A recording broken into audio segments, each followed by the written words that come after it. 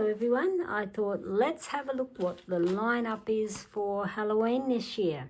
We have my beautiful velvet raven mat and my lovely spinner, and we got a coffin box full of Halloween charms.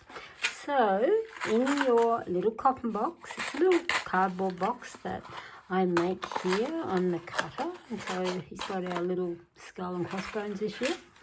And in it you have 26 creepy Halloweeny theme charms. So, and look, it's up to you whether you want to keep them separate or do you add them into your own charm kit. Mark your whatever you please. I love the little fangs, and we've got the cleaver with blood on them. And who doesn't love a heart full of blood?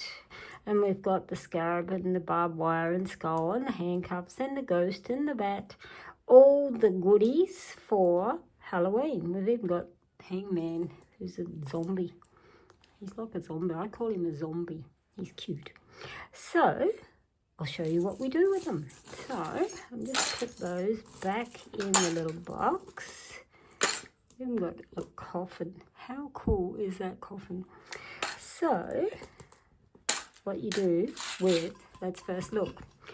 You can add them with a spinner, and this is a ceramic spinner. This is all permanent, so it doesn't matter whether you scratch with charms, nothing's going to scratch. This comes with a little booklet with all these little meanings on them, because you can just see the sections there. So, and each has a meaning. And what you do with this is literally spin, and you see what it lands on. I'm always very good at liners. Don't ask me why.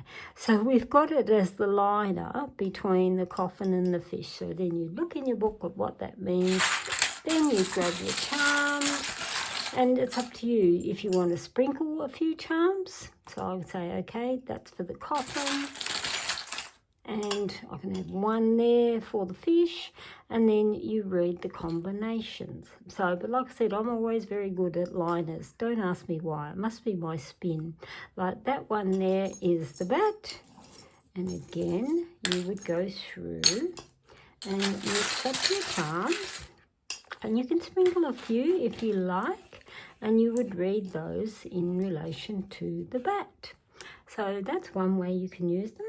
If you don't have the spinner, you can actually use charms independently like you would oracle cards, where people lay out a standard oracle card and they might go 3 charms or 5 or whatever, and you can even line them up in knives. So you can do that if you wish. So, and you would then read it like a box of knives. We have my beautiful velvet raven mat, and he's just divine, and it's velvet, so you just want to pat it all the time. It's like you want to pat a cat or a dog, and you just love to pat the velvet. This is a big velvet mat. It is 13 inches or around 32, 33 centimetres. It actually has all these life questions, I suppose you would call it. Again, this is used a lot with standard charms, but again, I've put him as a package if you want to use your Halloween charms. And again, you can just scatter all your heart's content if you want to do them random, or you might just like to go through and pick one at a time and put them on each area. So easy. The charms come with a meaning sheet. The tile comes with a little booklet to explain all of these, and they're now available in the store. So thanks for looking, and let's have a happy Halloween. Oh, before I forget, when you buy these charm kits, I've actually got this really cool link to my Google Drive.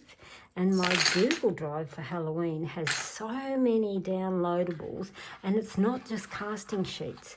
They actually have casting sheets, but I've got in there some Halloween game things. There's also some cake pics that you can put on your cupcakes and so on. There's a whole bunch of printables that come with the charms.